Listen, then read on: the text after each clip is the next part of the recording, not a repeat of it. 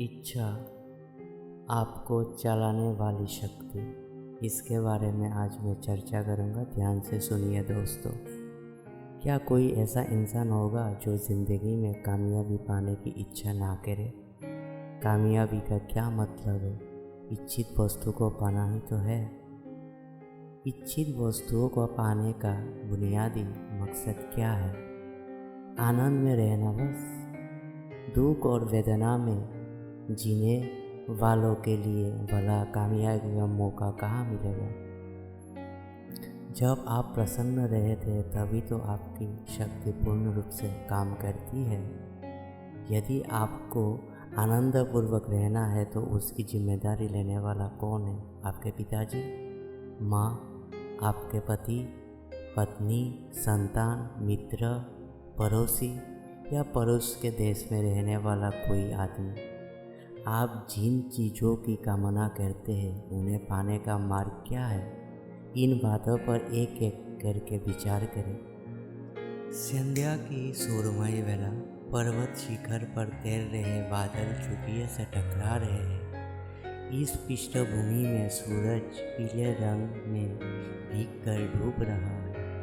आप इस रमणीय दृश्य को देख रहे हैं। बताइए दृश्य कहाँ है? उस पहाड़ पर, आसमान में? इम्तिहान से सोचकर बताएं। इस दृश्य का अनुभव कहाँ घटित हो रहा है? आपकी आँखों के पर्दे पर उसका बिंब आधा गिरता है और दिमाग को सूचना भेजता है। आपके अनुभव में अब पहाड़ कहाँ है? आपके भीतर ही ना।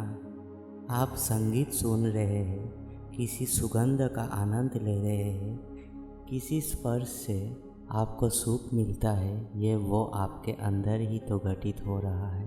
प्रकाश और अंधकार, नाद और सन्नाटा, वेदना और आनंद, सब कुछ आपके भीतर ही घट रहा है। एक जवान लड़की सपना देख रही थी। सपने में उसने देखा डरावनी मूछें वाला कोई खूंखार आदमी सामने से आया। उसकी आंखों में काम वासना का उन्माद झलक रहा था। इससे लड़की की देह कांप उठी। वो आदमी धीरे धीरे उसी की ओर बढ़ा आ रहा था।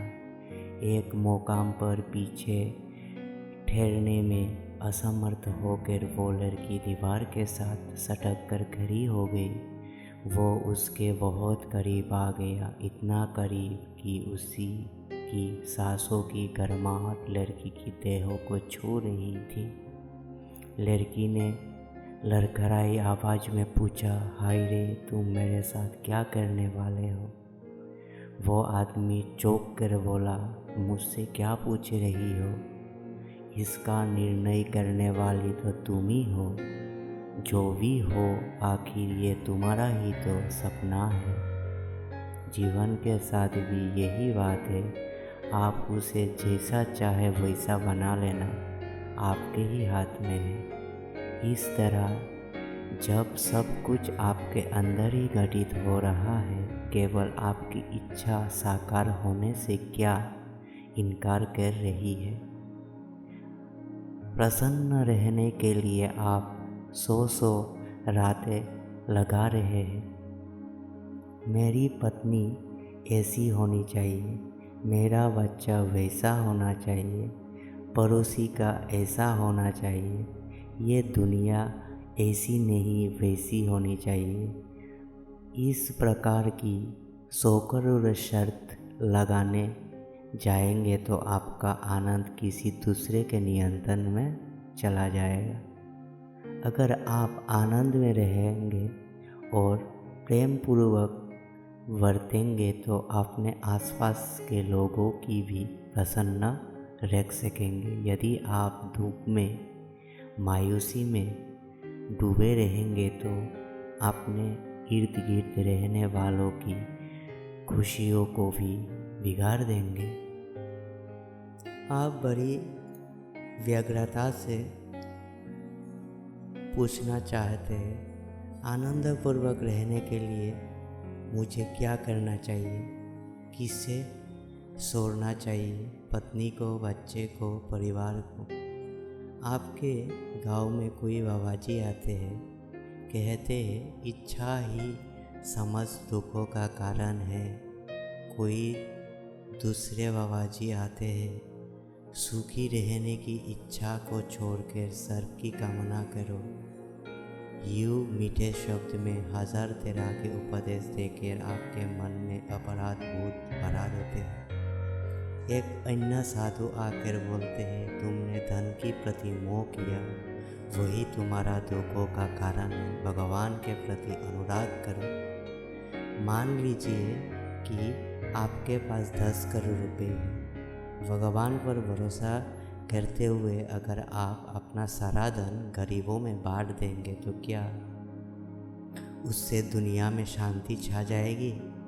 कल सुबह इस देश के गरीबों की संख्या में आपको मिलाकर एक और का इजाफा हो जाएगा। बस हाथ में पैसा होने पर वो किस काम आता है इतना तो आप जानते ही हैं, लेकिन भगवान से क्या कुछ संभव है और क्या नहीं, इसका अंदाज़ा या अनुभव आपको नहीं है। एक बार एक बीमार आदमी पीठ दर्द से पीड़ित हुए। डॉक्टर ने एक्सरे की रोशनी में देखा और बोले, इस समस्या से निपटने के लिए ऑपरेशन ही एकमात्र इलाज है।